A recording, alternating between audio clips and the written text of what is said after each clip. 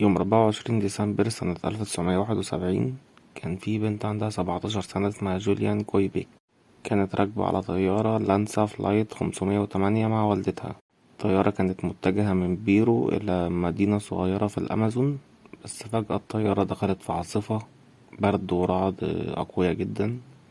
العاصفة أصابت أحد أجنحة الطيارة اتفكت في الجو وسقطت من ارتفاع حوالي 3 كيلومتر. طبعا ارتفاع زي ده قادر ينهي حياتها، بس هي بأعجوبة نجت من السقوط لأنها كانت مربوطة في كرسيها لما الطيارة اتحطمت ووقعت وسط الشجر في غابات الأمازون.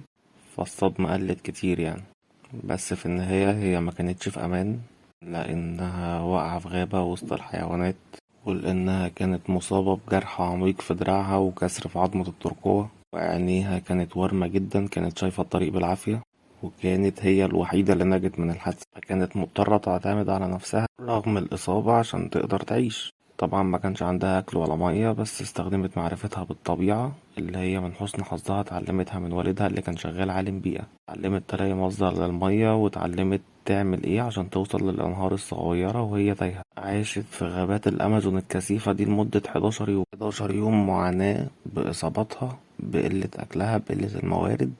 كل اللي كانت بتعمله إن هي بتمشي جنب النهر، لأن زي ما والدها علمها النهر دايما بيوصل للناس. في النهاية بنقول إن القدر كان رحيم بيها لأنها لقت كوخ مهجور بعد 11 يوم مشي جنب النهر. قعدت فيه لغاية ما رجع عليه عمال غابة أنقذوها. اتضح إن هي الناجية الوحيدة من 91 شخص كانوا على الطيارة، كلهم توفوا. سنة 1901 في بلد صغيرة في فنزويلا، بنت عمرها 14 سنة اسمها أنا باجنينز كانت مريضة جدا بسبب حمى شديدة. بعد أيام من المعاناة الأطباء أعلنوا وفاتها، وعيلتها كانت مصدومة جدا. حسب العادات والتقاليد وقتها دفنوها في تابوت، ودفنوا التابوت تحت الأرض. بعد يومين من دفنها سكان المنطقة سمعوا أصوات صرخات مكتومة جاية من المقبرة بتاعتها.